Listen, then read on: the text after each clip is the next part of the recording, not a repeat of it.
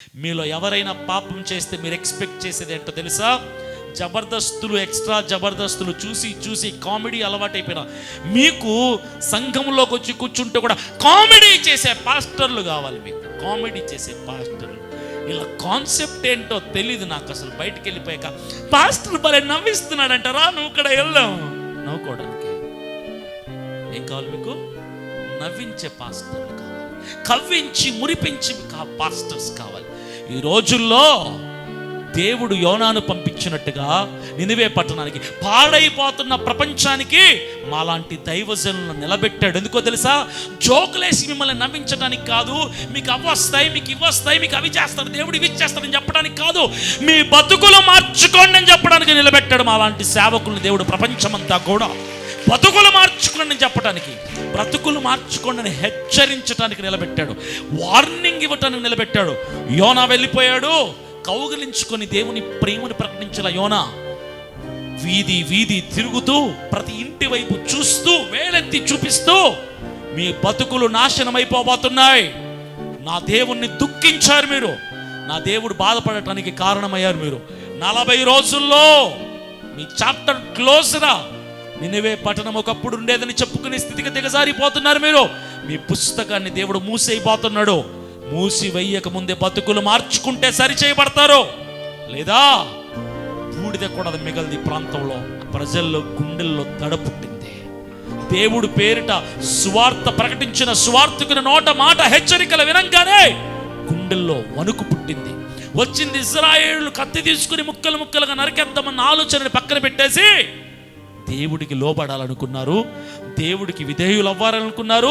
ఆ రాజ్యంలో ఉన్నటువంటి, ఆ నినివే పట్టణంలో ఉన్నటువంటి సింహాసనం మీద ఉన్నటువంటి రాజు కూడా సింహాసనం మీద నుంచి దిగి వచ్చి గోనె పట్ట కట్టుకొని రోడ్డు మీద మోకాళ్ళేసి ఒక ప్రకటన చేయించాడు, ఒక జారీ చేయించాడు, ఒక ప్రకటన. రే ప్రజలందరికీ చెప్పండి, గనులేమి, అల్పులేమి, జంతువులేమి, కుక్కలేమి, పక్షులేమి, ఆవులేమి, దూడలేమి, ఒంటెలేమి, నక్కలేమి అన్నీ కూడా పస్తుండాలి.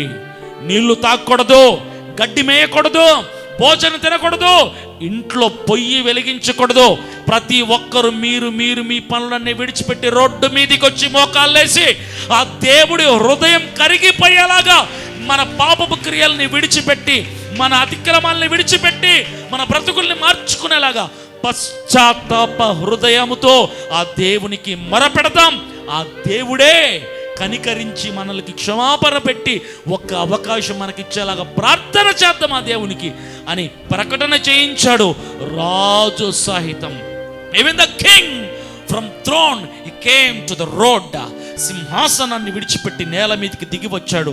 నా దేవుడు రాజులకు రాజు, ప్రభువులకు ప్రభువు.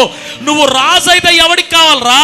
వచ్చి కింద పడి దేవుని పాదాల ఎదుట సాష్టాంగపడి క్షమాపణ కోరితే నువ్వు రాజవచ్చు రాజ్యానికి.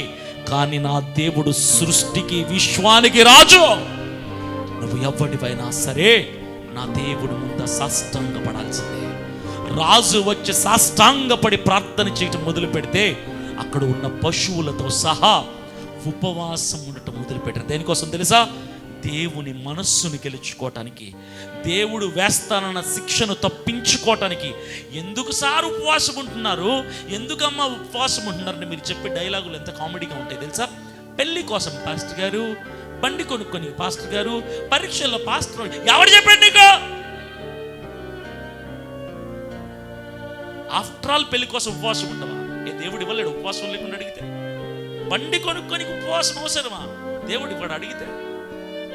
ఉపవాసం ఎందుకున్నామంటే నాకు ఆశ, ఎప్పుడైనా ఎవరైనా ఒక్కరైనా కనీసం ఎందుకు ఉపవాసం ఉన్నారు సార్, ఎందుకు ఉపవాసం ఉన్నా అంటే నా దేవుని మనస్సుని గెలుచుకోవటానికి, నేను చేసిన తప్పుని పశ్చాత్తాప హృదయంతో ఒప్పుకోవటానికి, నా దేవుని శిక్షను నేను తప్పించుకోవటానికి, నాలో ఉన్న అతిక్రమాన్ని అణిచిపెట్టడానికి, నాలో చెలరేగుతున్న పాపపు కోరికల్ని, కామపు కోరికల్ని నేను జయించటానికి ఉపవాసం ఉన్నాను. ఆధ్యాత్మిక వరములు పొందుకోవటానికి, దేహ సంబంధమైనటువంటి కోరికలను నలగొట్టుకోవటానికి ఉపవాసం ఉంటున్నానని చెప్పే నోర్లు కరువైపోయాయి ప్రపంచంలో. అందుకు కాదు ఉపవాసం ఉండాల్సింది. నినివే పట్టణస్థులు ఉపవాసం ఉండడానికి గల కారణం ఏంటో తెలుసా? తప్పునొప్పుకొని పశ్చాత్తాపడి దేవుని మనసుని గెలుచుకొని ఆయన శిక్షను తప్పించుకొని ఒక్క అవకాశం ఇస్తావా ప్రభువా అని ప్రాధేయపడటానికి ఒప్పుకుంటున్నారు ఉపవాసం. వాళ్ళు ఏడ్చి కన్నీటి ప్రార్థన చేశారు. 3వ అధ్యాయం చివరి వచనంలో మాట ఉంటుంది, వారి కన్నీటి ప్రార్థన, వారి పశ్చాత్తాప ప్రార్థన, వారు పెట్టిన మొర దేవుడు ఆలకించి, దేవుడు కనికరపడి, దేవుడు దయ చూపి చేస్తానన్నటువంటి శిక్షని, ఇస్తానన్న శిక్షని దేవుడు ఇస్తానన్న మాటని తప్పించుకొని ఇస్తానన్న మాటను వెనక్కి తీసుకున్నాడు.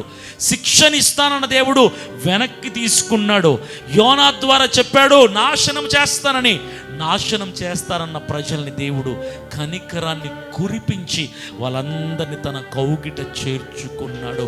వారిని క్షమించే ఒక అవకాశాన్ని ఇచ్చాడు నా దేవుడు. సమర్థవంతుడైన పశ్చాత్తాప హృదయంతో. మీకు ఎందుకు పశ్చాత్తాప హృదయం కలుగుదో తెలుసా?